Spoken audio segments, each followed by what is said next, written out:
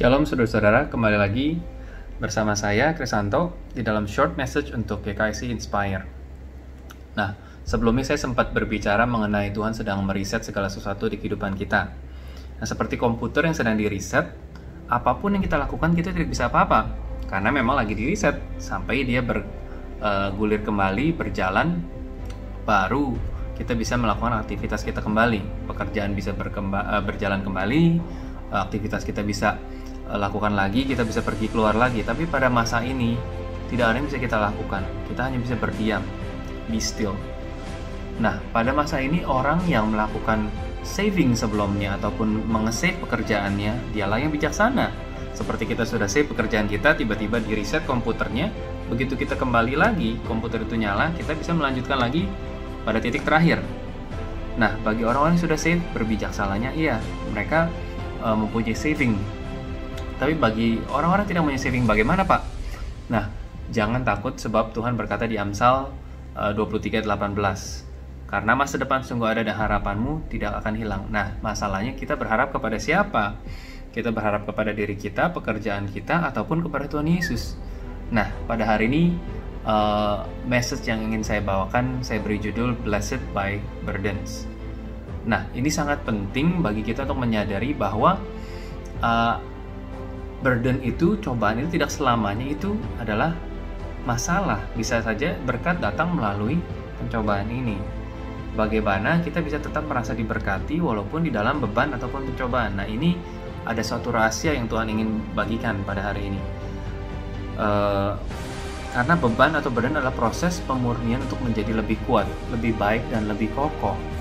Nah, kita harus yakin walaupun pada masa-masa sulit, pada masa-masa badai, ada suatu tujuan yang ingin Tuhan bawa kita lebih baik lagi. Ada suatu level yang Tuhan pengen bawa kita lebih tinggi lagi. Bagaimana kita bisa naik level kalau tidak ada ujian? Ya, seperti anak kita mau naik kelas, dia harus ada ujian dulu. Bagaimana tahu pohon itu kuat kalau dia tidak ada badai? Ya, sama seperti itu. Nah, Tuhan Yesus berkata di Matius 11 ayat 28-29, marilah kepadaku semua yang letih lesu dan berbeban berat, aku akan memberi kelegaan kepadamu. Pikulah kuk yang kupasang dan belajarlah padaku, karena aku lemah lembut dan rendah hati, dan jiwamu akan mendapat ketenangan. Sebab kuk yang kupasang itu enak dan bebanku pun ringan. Kita sering sekali dengar ayat ini, marilah yang berbeban berat, yang letih lesu datang kepadaku. Tapi apa artinya? Nah, ayat ini sangat merema buat saya, karena Tuhan Yesus berkata, belajarlah kepadaku. Apakah kita udah belajar kepada Tuhan Yesus pada saat ini? Nah, ini saatnya kita belajar pada masa-masa tenang ini. Kita tidak bisa apa-apa, lagi di riset semuanya. Jadi kita harus belajar kepada Tuhan Yesus. Dan kita harus tahu Tuhan Yesus itu Tuhan yang gentle. Aku lemah lembut dan rendah hati, dan jiwamu akan mendapat ketenangan. Nah, untuk mendapat ketenangan ini sangat mahal, terutama pada saat-saat seperti ini. Hanya bisa didapat di dalam Tuhan Yesus. Sebab kuk yang kupasang itu enak, dan bebanku pun ringan. Itu sangat kontradiktif. Kok ada beban yang ringan? Ya kan? Ada beban, ya biasanya berat, tapi kok ada beban yang ringan? Nah, rahasia ini ada di Tuhan Yesus.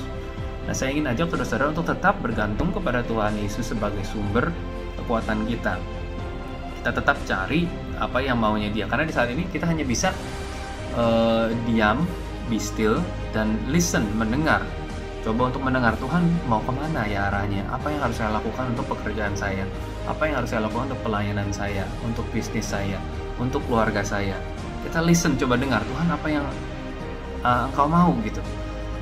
Nah, ada 3 hal yang saya ingin bagikan lagi, bagaimana cara kita supaya kita tetap bisa menjadi merasa diberkati walaupun di tengah-tengah burden ini, blessed by burdens.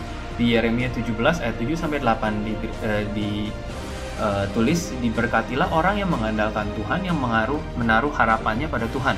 Ia akan seperti pohon yang ditanam di tepi air, yang merambatkan akar-akarnya ke tepi batang air, dan yang tidak mengalami datangnya panas terik, dan daunnya tetap hijau, yang tidak khawatir dalam tahun kering, dan yang tidak berhenti menghasilkan buah. Oke, mengandalkan Tuhan, kuncinya menaruh harapannya pada Tuhan. Yang pertama. Yang kedua, di Mazmur 1 ayat 1-3, berbahagialah orang yang tidak berjalan menurut nasihat orang fasik, yang tidak berdiri di jalan orang berdosa, dan yang tidak duduk dalam kumpulan pencemooh. Tetapi yang kesukaannya ialah Taurat Tuhan, dan yang merenungkan Taurat itu siang dan malam. Ia seperti pohon yang ditanam di tepi aliran air, sama lagi, pohon yang menghasilkan buahnya pada musimnya, dan yang tidak layu daunnya, apa saja yang diperbuatnya berhasil. Yang kita mau menjadi kuat, kita mau bertahan, kita harus tertanam seperti pohon yang di tepi aliran air, dan air itu adalah Tuhan Yesus yang menghasilkan buahnya pada musimnya. Oke, yang tidak layu daunnya dan apa yang diperbuatnya berhasil.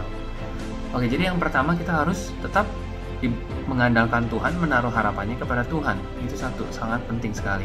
Yang kedua, kita jangan mengikuti nasihat orang fasik, tidak berdiri di jalan orang berdosa, dan tidak duduk dalam kumpulan pencemooh.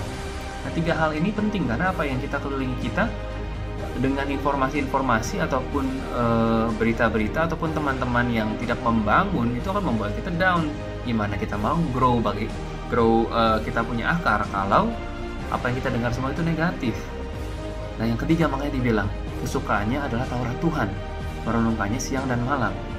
Kalau kita suka firman Tuhan, kita akan renungkan siang dan malam, kita akan ingat, Tuhan, saya ingat ditulis di Yeremia dan di Mazmur bahwa aku harus merenungkan siang dan malam. Engkau adalah sumber kekuatan, pengharapan itu ada, dan masa depan itu pasti bersama dengan Engkau.